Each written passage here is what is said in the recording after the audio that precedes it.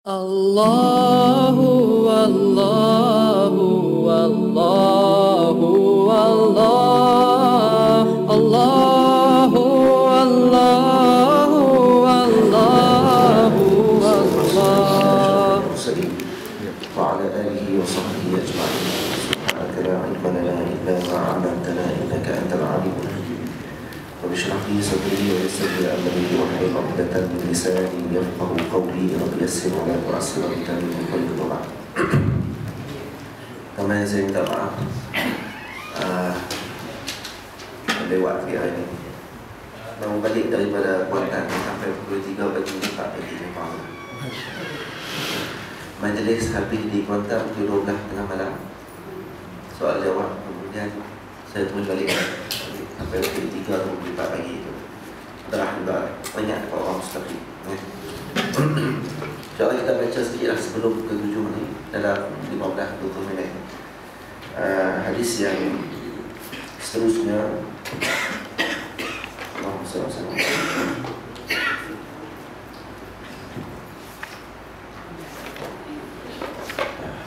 Hadis yang ke-138 daripada bab. Bukan, hadis yang ke-137. Pasal 84. Qala al-mu'allif rahimahullah ta'ala wa nafa'na bi ulumihi wa ulumihi fid darain amin. Ummul Munzir radhiyallahu ta'ala anha berkata, "Dakhala 'alayya Rasulullah sallallahu alaihi wa alihi wasallam wa ma'ahu 'Aliyyun wa lana dawalin mu'allaqatun." Rasulullah sallallahu alaihi wasallam bersama dengan Sayyidina Ali radhiyallahu anhu wa alaihi salam mengunjungi saya. Walana dawalin mu'allaqatun. Pada waktu itu kami mempunyai beberapa tanda kurma yang hampir matang yang digantung dalam rumah. Ini ada orang cara-cara orang Arab. Dia kurma yang hampir masak digantung dengan tanda-tanda di dalam rumah. Macam kita gantung buah pisang dalam rumah. Qalat faja'ala Rasulullah sallallahu alaihi wasallam ya'kulu wa 'Aliyyun ma'ahu ya'kul.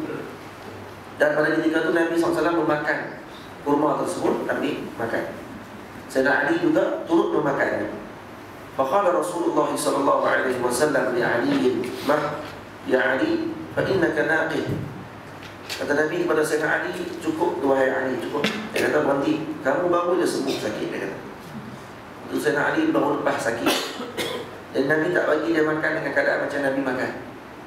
Mungkin penyakit yang Sayyidina Ali hadapi, jadi tak sesuai makan kurma pada ketika itu. Ini dalil menunjukkan bahawa Rasulullah sallallahu alaihi wasallam adalah seorang yang mengerti tentang perubatan. Dia mengerti tentang, baginda Nabi tahu tentang perubatan. Makanan apa yang sesuai untuk orang sakit dan apa yang tidak sesuai untuk orang sakit. Waktu Nabi lemah cukup, kata tak payah kamu makan karena kamu baru sembuh. Qalat fajalasa 'Aliyyun wan Nabi sallallahu alaihi wasallam ya'kul. Sini menunjukkan juga bahawa Nabi makan dan buah tu gantung. Kemudian Nabi ambil makan sambil berdiri. Kemudian fajalasa 'Ali. Sayyidina Ali duduk. Dia maksud Nabi makan berdiri betul. Jadi apa hukum minum makan berdiri? Sebagian ulama mengatakan kalau buah tidak ada masalah makan berdiri. Makanan-makanan yang lain boleh tak? Kata ulama lagi boleh, tidak ada masalah makan berdiri. Yang tak boleh jalan. Dia teruk, dia berlari. Tak boleh. Sambil makan dia berlari. Tak boleh. Cuma adabnya duduk lebih baik. Karena kalau makan berdiri selalu, Nabi tidak selalu makan berdiri. Kadang-kadang libayanil jawaz, kata ulama usul, untuk menerangkan membenarkan perkara tersebut boleh kalau kita nak buat. Dan begitu juga minum sambil berdiri, boleh ke tak? Boleh, sebagian ulama tak ada masalah. Bukan sebagian ulama, kebanyakan ulama kata boleh. Tapi nak bagi elok daripada mudarat, kata ulama, waktu kita minum ataupun kita makan sambil berdiri tadi, elok gerakkan jari kaki kita, ibu jari kaki. Saya makan sambil minum, gerakkan ibu jari untuk mengelakkan kena penyakit. Kalau tak gerak tu jadi boleh jadi kena penyakit, jadi bahaya. Nampak tak? Jadi Nabi pun terus makan. Qalat faja'altu lahum silqan wa sya'ira. Maka kata Sayyidatina Ummul Munzir, saya pun masak untuk mereka makanan daripada sayur dan gandum. Faqala Rasulullah sallallahu alaihi wa alihi wasallam ya Ali, Maka kata Rasulullah sallallahu alaihi wasallam kepada Sayyidina Ali karramallahu wajhahu alaihi salam radhiyallahu anhu, saya banyak kali dah ulang. Kalau baca nama Sayyidina Ali, Sayyidatina Fatimah, elok baca radhiyallahu anhu karramallahu wajhahu alaihi salam. Dia baca tiga. Bukan Syiah orang. Kita tak kait dengan Syiah langsung. Kita mengeluarkan Syiah. Syiah yang dimaksudkan dengan bacaan alaihi salam tadi kerana ini adalah bacaan Imam Al-Bukhari radhiyallahu anhu. Imam Bukhari kalau sebut nama Sayyidina Ali, dia akan sebut alaihi salam. Begitu juga ahli keluarga Nabi yang lain. Ini khususiat bagi ahli keluarga Nabi. Al-Imam Nasai ada kitab sebuah khusus menceritakan khususiat Sayyidina Ali. Karramallahu wajhah radhiyallahu anhu alaihi salam. Ada orang kata gelaran karramallahu wajhah ini digelar oleh Syiah. Tidak, tak benar. Ini digelar oleh para alim ulama terdahulu sebelum Syiah ni. Jadi gelaran tadi bukanlah untuk nak kata sahabat lain tidak patut untuk letakkan karramallahu wajhah, bukan. Kerana Sayyidina Ali ni antara sahabat yang mula-mula masuk Islam. Zaman mula masuk Islam, kalau tak sembah berhala ni telah hebat. Sayyidina Ali antara yang terselamat daripada sembah berhala. Maka waktu digelar karramallahu wajhah, Allah Ta'ala memuliakan wajahnya daripada diletakkan di hadapan berhala. Waktu dimuliakan dengan digelarkan dengan karramallahu wajhah. Bukan Syiah letak, ini ulama-ulama dan juga para salafus salih yang terdahulu yang letakkannya, bukan buat Syiah. Baik, min hadza fa'asib fa innahu awfaqu lak. Jadi bila Sayyidatina Ummul Munzir masak sayur dengan gandum, sama ada mungkin buat macam bubuk pun, bagi jamu pada Sayyidina Ali, maka Nabi kata, yang ni boleh, hang boleh makan yang ni. Kurma tadi tak boleh. Ini baru benar. Ini kata kelebihan dan juga kelebihan Nabi SAW dalam bidang perubatan. Karena Sayyidina Imam Syafi'i sebut Al-ilmu ilman. Ilmu ni dua. Ilmu al-fiqhi lil-adyan, ilmu fiqh untuk agama, wa ilmu at-tibbi lil-abdan, dan juga ilmu tib, ilmu perubatan untuk tubuh badan kita. Jadi dua bidang ilmu ni adalah sangat berkait rapat. Perubatan dan juga ilmu agama. Baik apa? Untuk agama, untuk kita temu Allah Ta'ala, untuk hidup di dunia dengan elok, perubatan kena ada. Itu penting. Nampak tak? Baik. Al-Sayyidatina Aisyah radhiyallahu ta'ala anha ummul mu'minin berkata, kana Nabi sallallahu alaihi wasallam ya'tini fayaqulu a'indaka ghada'un. Satu hari Nabi datang dalam rumah saya, kemudian baginda Nabi bersabda, adakah terdapat makanan sarapan pagi? Ada. Fa'aqulu fayaqulu inni sha'imun. Jadi bila masuk rumah waktu pagi, jadi Nabi tanya, ada tak makanan? Sayyidina Aisyah kata tak ada. Waktu itu Nabi kata apa? Inni sha'im, sungguhnya aku berpuasa pada hari. Maksudnya dia terus niat puasa pada ketika subuh. Yang ni ulama fiqh keluarkan hukum, boleh kita niat untuk puasa sunat sebelum tergelincir matahari. Sebelum tergelincir matahari pada hari tersebut, maksudnya sebelum masuk zuhur. Kalau kita tak makan apa-apa pada hari tersebut, tak buat perkara yang membatalkan puasa, biasanya ataupun kita bangkit lewat sikit, kita dah bangkit lewat, kita tak bangkit dah subuh gajah dah, pukul 8 pagi, dah bangkit lewat, tak puasa pula, kan? Hari betul-betul sunat. Jadi nak kafarah balik tu, qada sembahyang, tu niat puasa sunat tu, boleh ataupun tidak. Kita tak pun sahur, kita tak niat pun semalam, boleh, tak ada masalah, berdalilkan dengan hadis. Sebab Nabi sebut terus depan Sayyidina Aisyah, ini sha'im. Yang kedua, boleh kita talaffuz bin niyah. Kita lafaz dengan mulut, dengan niat. Dan orang kata talaffuz bin niyah ni bid'ah. Nak usalli fardhu zuhri, bid'ah dalalah. Kata mana boleh kita. Nabi tak pernah buat. Ni kata masalah. Nabi tak sebut dalam sembahyang, tapi Nabi sebut dalam ibadah yang lain. Puasa Nabi sebut dia, ini sha'im, sebut dia jelas. Berniat dengan bukan berniat tu, melafazkan niat. Kemudian apa lagi? Haji. Dalam bab haji, umrah. Dan Nabi pun niat tak? Nawaitul hajja wal umrata wa ahramtu bihima atau ahramtu biha lillahi ta'ala. Nawaitul hajja wa ahramtu biha lillahi ta'ala wa ahramtu bihi. Saya berniat untuk menaikkan haji dan berihram dengannya karena Allah Ta'ala. Ihram dengan haji tersebut. Tu nampak Nabi lafaz dengan mulut. Jadi ulama kata bukan sembahyang kan, tu haji dengan puasa. Kita kata sembahyang ibadah ke tidak? Dan ini qiyas, ini qiyas. Masalah qiyas dan ilmu usul. Qiyas juga ini maksudnya. Puasa ibadah, haji ibadah, sembahyang ibadah. Nah, jadi setiap ibadah nak membantu untuk nak menghadirkan niat dalam hati, maka tidak ada masalah untuk kita melafazkan niat tersebut, tak ada masalah. Jadi berdalilkan kepada juga dengan hadis Ibn Sa'id. Ya, qala fa'atani yawman faqultu ya Rasulullah. Pada satu hari saya nak Aisyah melanjutkan lagi cerita. Suatu hari aku berkata kepada Rasulullah sallallahu alaihi wasallam, "Innahu uhdiyat lana hadiyatun." Qala ma hiya? Nah, ada seorang ini telah bagi hadiah kepada kita. Hadiah ni apa dia? Hadiah ni adalah barang yang diberikan li muqabili atau li qabili al-ikram. Kita bagi hadiah kepada seorang disebabkan kerana kita nak bagi balik balas kebaikan dia. Bagi hadiah. Dia ada satu lagi panggil hibah. Hibah apa pula hibah? Hibah ni maksud kita bagi tanpa diminta. Orang yang memberi tanpa diminta. Orang tak minta pun dia bagi. Ini hibah. Sebab tu dalam bahasa kita kalau sebut kepada Allah Ta'ala dikatakan hibatullah. Dia tak panggil hadiyatun minallah. Dia panggil hibatun minallah. Kadang-kadang ada belajar hadiyatun, hadihi hadiyatun minallah. Ini hadiah daripada Allah. Dia tak sebut begitu. Cuma lagi eloknya hadihi hibatun minallah. Ini adalah hibah daripada Allah. Apa beza hibah dengan hadiah? Hibah ni maksudnya diberi tanpa ada sebab. Kadang-kadang dia bagi dengan sebab ikram dan diri dia sendiri. Ada hibah ni tinggi kedudukan. Beza dengan hadiah. Hadiah kadang-kadang sebabkan dia buat baik dengan kita bagi hadiah kat dia. Boleh jadi. Faham? Tu kita panggil rasuah apa dah? Rasuah apa dia pula? Rasuah kita bagi satu benda untuk membatalkan kebenaran ataupun untuk nak menyebabkan kebenaran tidak akan terlaksana. Maka itu dia panggil rasul. Faham tak? Kalau kata hak kita, contoh kita pilih yang baik lah, bukan dadah. Barang kita tu kita perlu sangat barang tu, tapi kita tahan. Dia kata, cik kalau nak ambil, memang tak boleh ambil dah barang.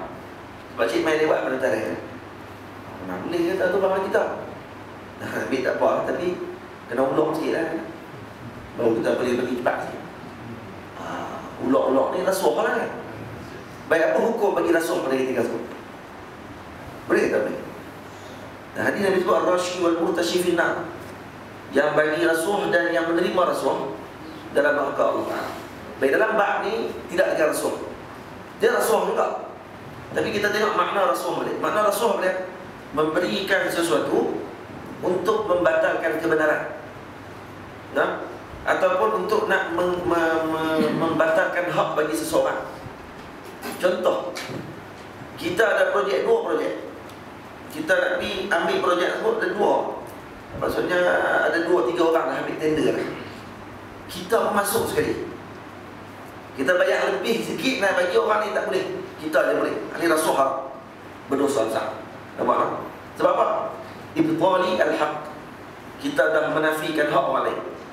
Kita kata sebut. Sebab kita tak pasti. Mana yang dia punya, orang panggil apa? Dia punya present dia depan orang yang nak minta projek tadi ni, yang nak terima projek tadi ni, baik, itu yang terima. Tapi dia buat duit banyak, hang bagi kat dia, maka ketika tersebut diterima projek hang punya. Maka ketika tersebut ini dikatakan rasuah yang haram kerana batalkan hak orang lain. Tapi kalau di airport tadi, contoh di airport tadi, tu hak kita. Dia minta pula. Bagi sikit boleh kan? Saya ambil pun law juga dia. Maka kita pun bagilah 200. Maka ketika buat apa hukum dia? Hukumnya harus bagi orang yang bagi itu. Kenapa? Kerana nak ambil hak dia. Nak ambil hak orang lain, hak dia sendiri. Yang ambil itu berdosa. Faham? Yang ambil berdosa sebab dia ambil rasuah. Hak bagi tak berdosa, harus sebab dia nak ambil barang dia. Faham kan? Ini hukum mereka. Kena ngerti. Itu bukan ambil hak orang, bukan ambil hak orang. Hak orang ni macam perniagaan tadi kita sebut. Hak tu yang tak boleh berdosa besar. Nampak tak? Baik. Jadi di sini disebut hadiah. Kenapa? Kerana Nabi tidak terima sedekah. Nabi tak terima sedekah. Nabi terima hadiah saja. Qala wa ma hiya? apa hadiah tadi? Qultu haisun. Kata dia, hais, yakni kuih manis yang dibuat daripada buah kurma. Qala ama inni asbahtu sha'iman. Qala summa akala. Rasulullah kata, sebenarnya saya puasa dah daripada pagi tadi ni. Bila main makanan, makan bila. Nah, itu bahasa kita lah kan. Dah ada makanan kata makan bila. Jadi Nabi pun makan ketika itu. Ini juga menunjukkan darah hadis ni pendek ni. Kalau nak berpulang hukum fiqh ni, berpuluh hukum fiqh ada pula. Tapi kita cuma ringkas saja. Antaranya adalah boleh kita buka puasa ataupun boleh bagi orang yang melakukan amalan sunnah untuk dia nak batalkan bila-bila masa tidak ada masalah. Nah, sebab tu kata para ulama, hukum dikeluarkan kaedah dia an-nawafil atau an-nafil amiru nafsi. Orang yang buat amalan sunat, dia adalah ketua pada diri dia. Dia boleh pilih. Dia puasa sunat, dia pergi rumah kenduri, sunat dia pun, dia boleh pilih nak buka atau buka. Kalau dia rasa buka tu lebih baik untuk menjaga hati tuan kenduri tadi, buka puasa. Baru Allah Ta'ala bagi pahala besar di bantu. Nampak? Ataupun puasa wajib. Wajib tak boleh. Yang wajib tak boleh. Semayang wajib tak boleh, dia batal saja. Semayang sunat boleh. Dengan semayang lagi rasa macam nak tengok istro tak?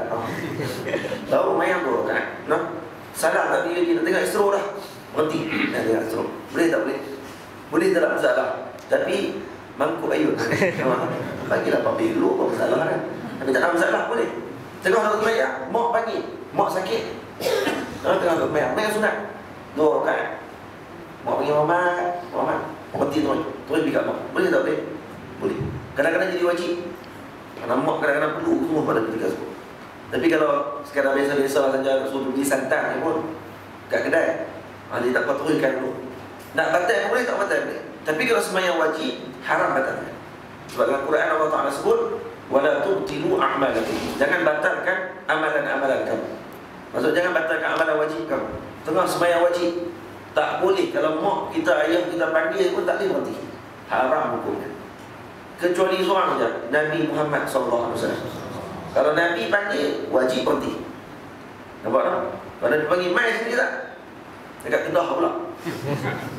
Wajib pergi ketika tersebut. Kalau Nabi panggil kita pada ketika. Nampak tak? Pada dalam tri telefon pun tak boleh angkat. Sultan Selangor telefon tak boleh angkat. Nampak pun Sultan Selangor. Tak boleh ni.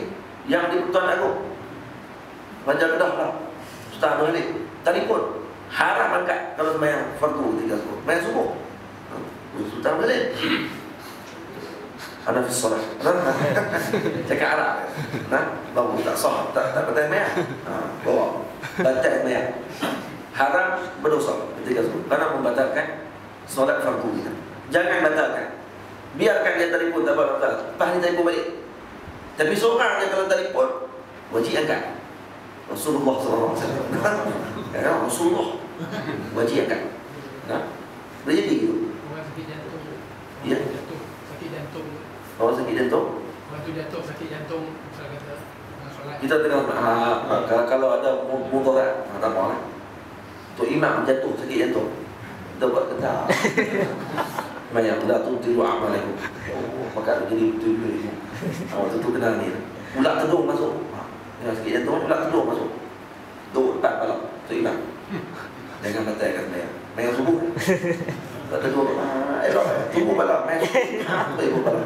Dia dapat jelas. Sebab tu wajib bagi kita untuk lari daripada tempat itu. Ada tu cerita. Dulu masjid zaman dulu dekat mihrab ni dia ada lubang. Kalau zaman dulu dia sapu sampah, dia akan masuk ke lubang ke depan ni, terus dia sapu masuk keluar ke lubang lagi. Satu hari tengah sembahyang subuh, sembahyang maghrib, tengah sembahyang maghrib, dia nampak ulat tedung selau masuk ke lubang. Tu imam sembahyang ni, ulat tedung masuk, bangun balap.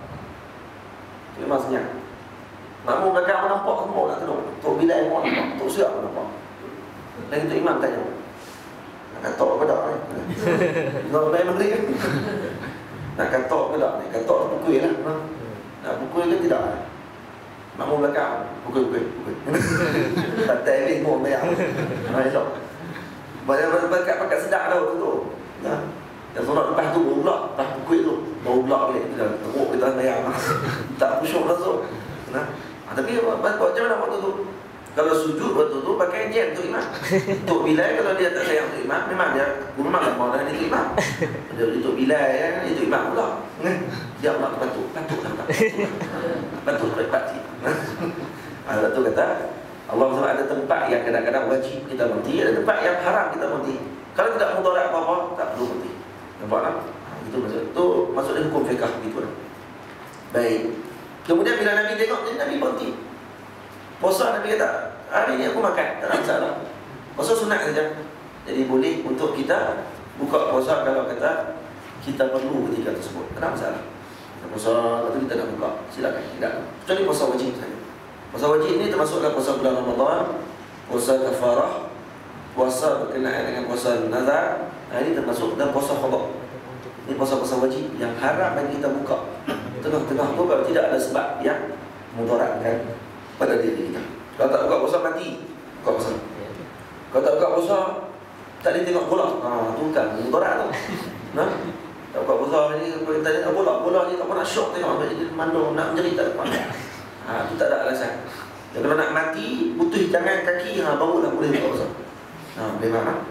Sayyidina Yusuf ibni Abdullah ibni Salam radhiyallahu anhu berkata, ra'aitu an-nabiy sallallahu alaihi wasallam akhadha kisratan min khubz asy-sya'ir.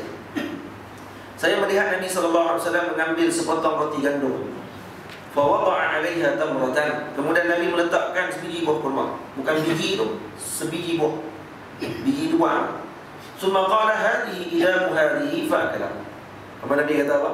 Yang ni adalah sebagai lauk kepada roti. Maksud Nabi buat sebagai pencicah ataupun jam dia. Kalau buat jam tu Nabi ambil buah kat roti, Nabi kepik buah tu, kurma tu Nabi tokak nak bagi sedap.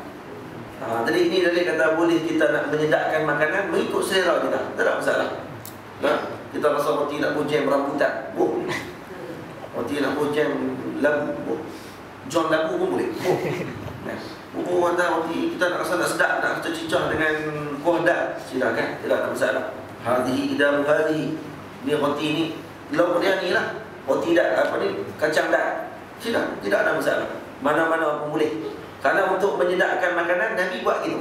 Tidaklah bermakna ini melarikan dia daripada sifat qanaah dan sifat zuhud. Tidak. Boleh untuk menyedapkan makanan. Kita buat betul lah selalu, tak serta pun boleh buat lah. Kita tak sedap pun makan buat, tak gitu. Makan nasi, asal kita tak pernah sedap lagi, bubur sikit, garam. Nak makan apa, makan cabai dan sebagainya. Kalau tak pernah sedap sikit, saya bubur gula sikit. Macam tu. Apa saja yang kita makan.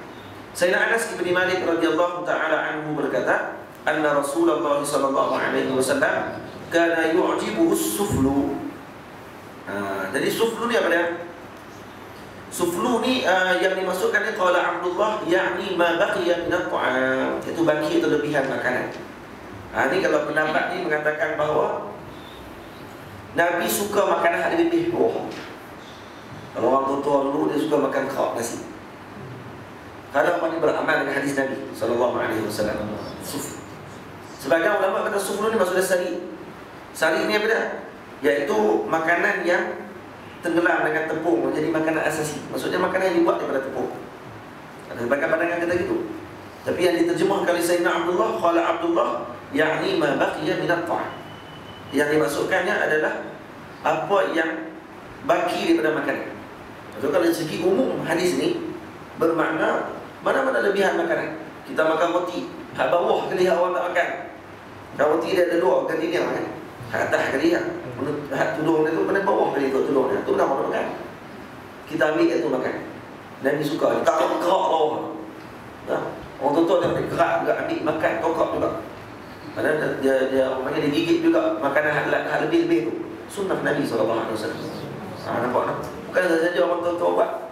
Buat tu kerana dia pun mengaji. Cuma tak ingat hadis tu. Orang tanya kenapa tuan buat ni tuan? Bagus benda ni. Benda ni elok tu. Maksudnya tak mau bagi dia teriak. Dia pun kata apa? Takut nanti nasi menangis. Jangan bagi rugi ni. Kena makan. Nabi tak bagi buat-buat bazir macam ni. Padahal ada hadis. Nabi makan lebihan makanan. Tapi kalau dia teringat hadis ni sebut terus. anna Rasulullah sallallahu alaihi wasallam kana yujibu as-suflu. Buka pondok tu lah.